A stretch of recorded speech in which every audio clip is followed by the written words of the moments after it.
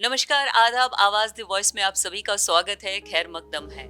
आज हमारे special show में आज हमारी ख़ास मेहमान हैं जो कि एक फ़िल्मी दुनिया से हैं और गायकी से हैं, एक बहुत बड़ा नाम है, सलमा आगा जी। सबसे पहले तो हम इनका स्वागत करेंगे आवाज़ द वॉइस में। सलमा जी, आपका बहुत-बहुत स्वागत है आवाज़ द वॉइस में।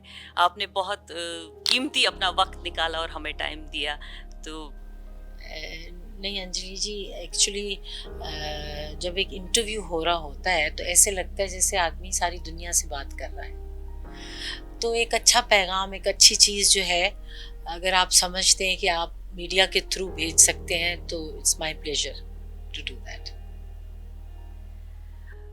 सलमा जी की फ़िल्म निकाह, जिसमें कि एक मुस्लिम किरदार इन्होंने निभाया और उसमें इन्होंने काफ़ी गाने भी गाए। अरसा हो चुका है उस फ़िल्म को गुज़रे हुए, लेकिन आज भी लोग उसे याद करते हैं।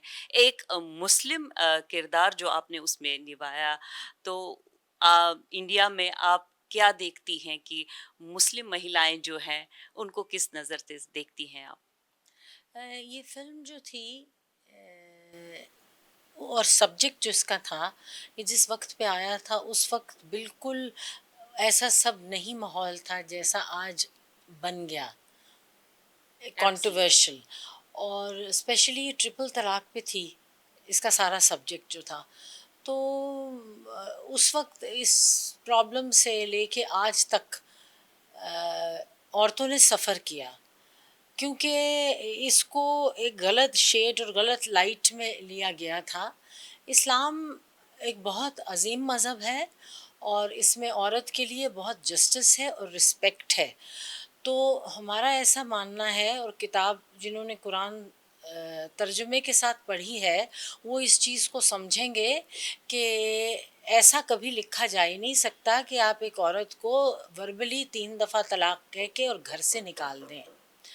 और हमारा ख़्याल है, हम बहुत शुक्रगुज़ार हैं प्राइम मिनिस्टर मोदी जी के कि उन्होंने इस पॉइंट को खड़ा किया, निकाला और कहा कि इस ये जो लॉ है इसके लिए इसको बैरिकेड करना चाहिए और इसके लिए ऐसे हालात पैदा करने चाहिए कि एक आदमी को ये हक़ ना दिया जाए कि एक औरत को सिंपली 3 दफ़ा तलाक कह के और घर से बाहर फेंक दिया जाए।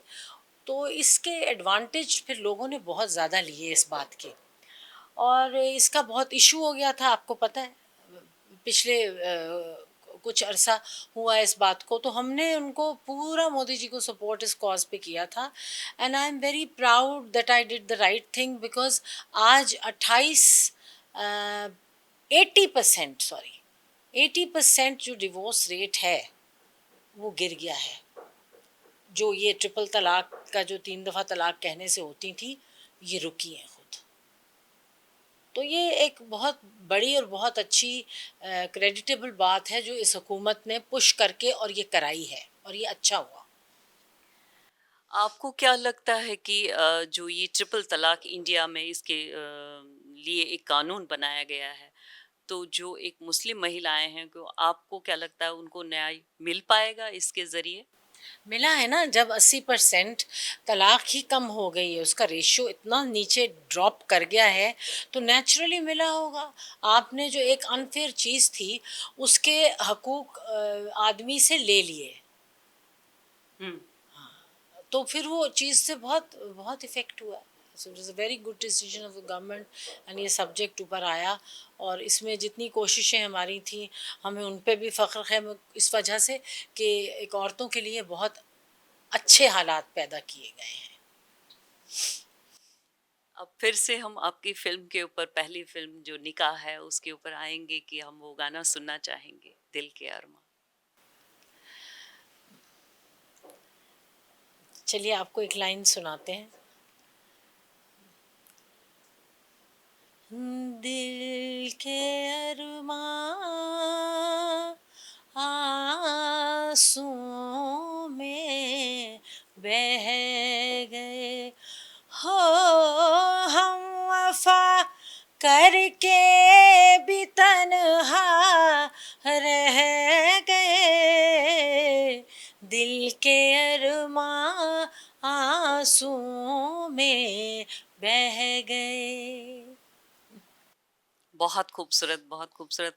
देखिए सलमा जी, आज आप हमारे साथ हैं, आज आपने वक़्त निकाला। हम ये जानना चाहेंगे कि आपके रूट्स हिंदुस्तान में हैं, उसके बारे में बताइए? हमारे रूट्स सर्टनली हिंदुस्तान में है और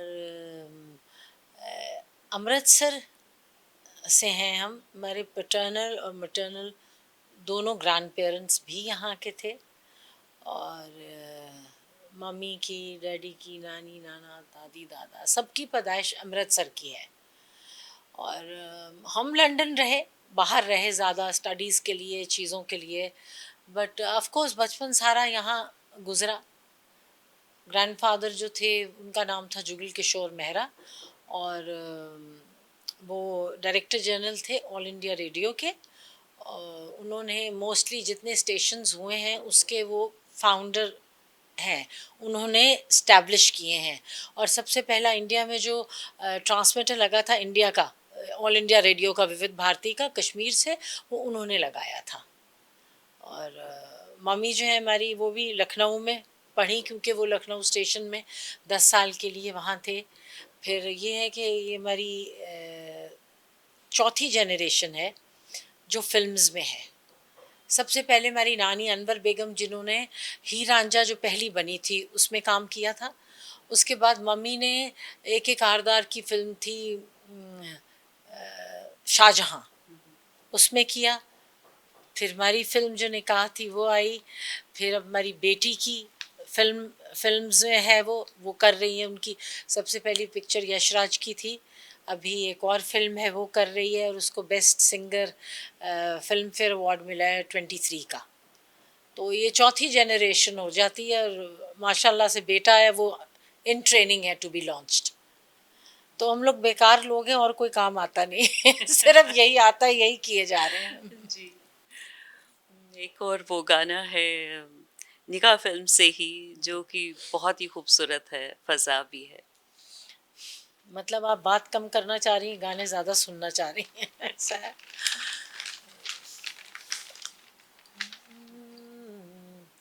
फैज़ा भी है जवां जवां, हवा भी है रवां रवां, सुना रहा है ये समा, सुनी सुनी सी दास्तां। फजा भी है जवां जवां, बुझी मगर बुझी नहीं, न जाने कैसी प्यास है।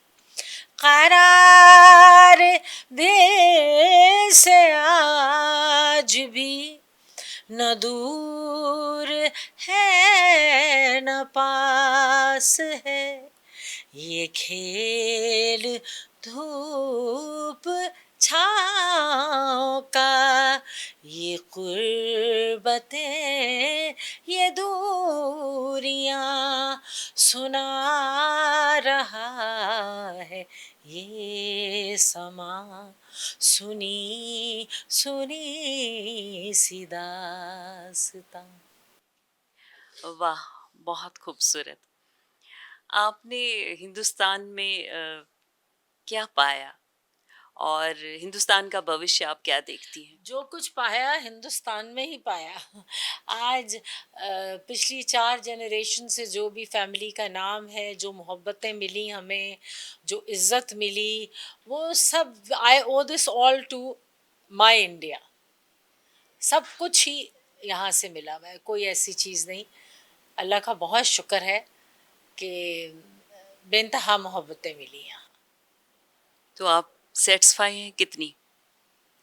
बेशुमार, अनगिनत, with no complaints at all. अपना मुल्क अपना मुल्क होता है और जब आप बाहर जाते हैं तो फिर एहसास होता है कि अपनी ज़मीन, अपनी मट्टी जो है वो आपके लिए क्या मायने रखती है। और इसी की वजह से हम लोगों की आज इज़्ज़त है। माशाल्लाह आपकी बिटिया भी बहुत अच्छा गाती हैं, वो भी एक अदाकारा हैं, उनको बेस्ट सिंगर अवार्ड मिला है, तो आपको कैसा लगता है उनको देखकर? I am very proud of her. बच्चे तो जब कुछ करें तो वो तो लगता है कि हमने तो कुछ भी नहीं किया जो उन्होंने किया। मेरी बहुत सारी दुआएं उसके साथ, और बहुत हार्ड वर्किंग, बहुत टैलेंटेड लड़की है। उसकी पहली फिल्म जो थी खोज, Z5 पे है, वो कांस फिल्म फेस्टिवल में गई थी और वो नॉमिनेट हुई थी ऑस्कर्स के लिए। वो film, she did very well. So I have high hopes in her, और माशाल्लाह बहुत अच्छा भी कर रही है। अभी उसने एक और भी फिल्म साइन की है, बहुत अच्छी, बहुत बड़ी फिल्म है, द वंडरफुल कैरेक्टर। और उसके बाद बेटा मेरा जो है वो भी लॉन्च होगा। वो म्यूज़िक भी करता है, गाता भी है, और वो फिल्म्स के लिए भी एज अ हीरो लॉन्च होगा इंशाल्लाह वेरी सून। सलमा जी एक एनजीओ चला रही हैं बीइंग मदर, जिसमें सीनियर सिटीजन्स के ऊपर बच्चों के लिए बहुत काम कर रही हैं। जी, ये जो एनजीओ है, इसकी बुनियाद जो है वो अम, कुछ ऐसे सेंसिटिव सब्जेक्ट्स पे है जो कि आज का बहुत बड़ा प्रॉब्लम है। क्योंकि हमारे जो सीनियर सिटीजन्स हैं उनको बाज़ वक़्त बदकिस्मती से कुछ बच्चे ऐसे हैं जो बहुत बुरी तरह से ट्रीट करते हैं और ऐसा समझते हैं कि ये लोग अब शायद बेकार हो गए हैं। तो ये बदकिस्मती है उन बच्चों की। तो हम लोग स्पेशली उनको जो है वो लुक आफ्टर करते हैं, उनके शेल्टर की तैयारी कर रहे हैं, और फिर ऑर्फन्स, और ख़ास तौर पे लड़कियां जिनको आज भी कुछ इलाके हैं जो कि बेटियां ज़्यादा होने पे उनको छोड़ आते हैं हॉस्पिटल्स में और फेंक देते हैं। तो हम लोग उस चीज़ पे बहुत तवज्जो दे रहे हैं, और स्ट्रेस पे, कैट्स एंड डॉग्स। तो बस देखिए, अपनी कोशिशें हैं। जी, ज़रूर कोशिशें, आप इतना अच्छा नेक काम कर रही हैं, कोशिशें ही कामयाबी का रूप लेती हैं। अक्सर कहा जाता है कि हिंदुस्तान की जो मुस्लिम हैं, उनकी हालत बेहतर है। आप इसे कहाँ तक मानती हैं? बेहतर से मतलब आप हमें ज़रा एक्सप्लेन कीजिए, बेहतर क्या मतलब? बेहतर कैसे? अच्छी, हाँ, नहीं, बेहतर से मतलब अच्छी है। जी। हाँ, मुसलमान के अपनी कंट्रीज़ भी हैं, वहाँ भी वो बहुत अच्छे हैं, बहुत खुश हैं। यहाँ पर बेहतर, यहाँ तो हमारा नहीं ख़्याल कि मुसलमान की कभी कोई हालत इस मुल्क में ख़राब हुई हो, ऐसा तो कुछ नहीं है। इक्वालिटी है, एक दूसरे से प्यार मोहब्बत से रहते हैं। और हाँ, ये है कि एक कोई ऐसे वाक़यात इधर-उधर, ये इसकी बहुत वजहें होती हैं, वजूहात होती हैं, पॉलिटिकल होती हैं, शरारतन करवाई जाती हैं। मगर हमें आज तक इतने साल में कभी ऐसा नहीं लगा कि वाक़ई कोई आपस में पब्लिक जो है उसको कोई रंजिश है, ये कुछ करता है। इतना बड़ा मुल्क है, इतना बड़ा मुल्क है। एक घर देख लीजिए तो आपस में बहन भाई की लड़ाई हो जाती है। तो ये तो इतना बड़ा मुल्क है। इसमें अगर कहीं कहीं सुनने में कोई वाक़यात आते हैं तो वो कोई इतनी बड़ी बात नहीं है।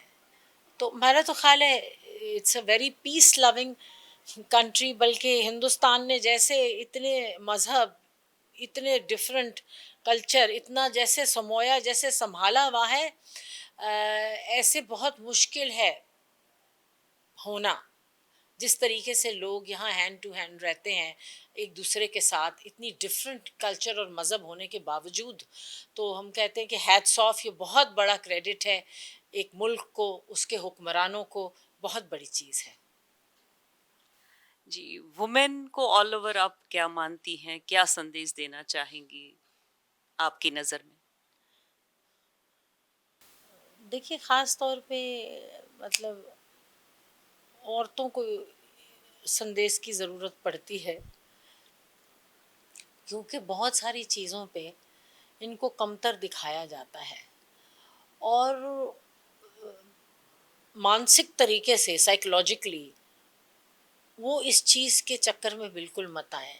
क्योंकि औरत जितनी ज़हीन, प्रोडक्टिव प्रोडक्टिव और मेहनत और सब्र वाली और कोई जिन्स नहीं है। और इसमें कोई शक नहीं है जो बात हम कह रहे हैं। औरत की वजह से नस्ल चलती है, औरत की वजह से घर चलता है। औरत नहीं होती तो आदमी भी ना होता।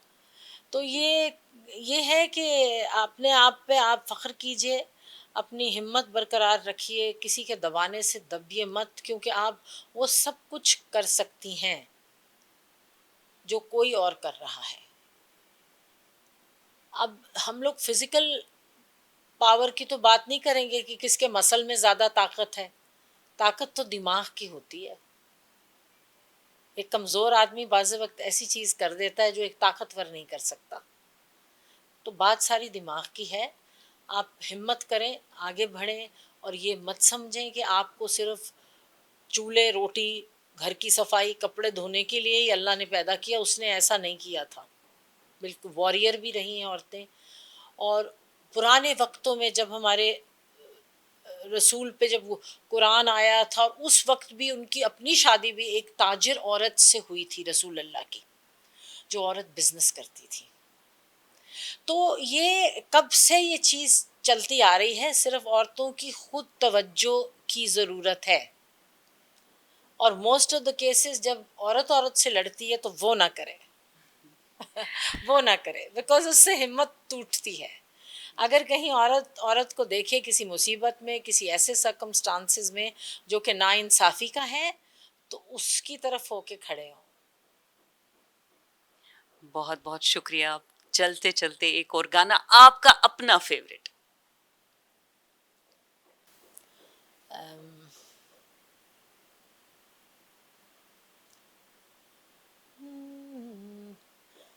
आज फिर आईने ने पूछा है, तेरी आँखों में ये नमी क्यों है, क्यों से सकती है तेरी तन्हाई, ये अधूरी सी जिंदगी क्यों है।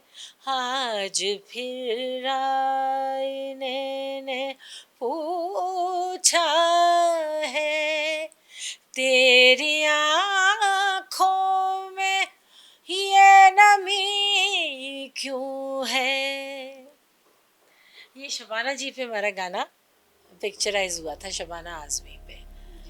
और भप्पी लहरी जी इसके कंपोज़र थे, गुलरेज इसके लिरिक राइटर थे। और हमें बहुत अच्छा लगता है ये गाना, इसके लिरिक्स भी बहुत पसंद है। बहुत बहुत शुक्रिया आपका कि आपने बहुत वक्त निकाला, और इंशाल्लाह हम चाहेंगे कि आपकी बिटिया आपको तरक्की करे अपने हिंदुस्तान में।